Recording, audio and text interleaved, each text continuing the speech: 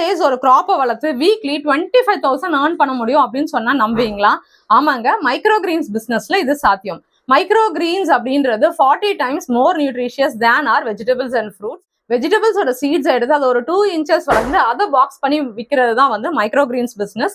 Micro Green's அப்படின்றது futuristic பிசினஸா இருக்கு. அர்பன் லிவிங்ல அக்ரிகல்ச்சருக்கு இடமே இல்லாதப்போ இந்த மைக்ரோ கிரீன்ஸ் பிசினஸ் ஒரு வரப்பிரசாதம். மைக்ரோ கிரீன்ஸ் தான் ஃபியூச்சருக்கு ஒரு நியூட்ரிஷனல் ஃபுல்ஃபில்மெண்டா இருக்க போகுது.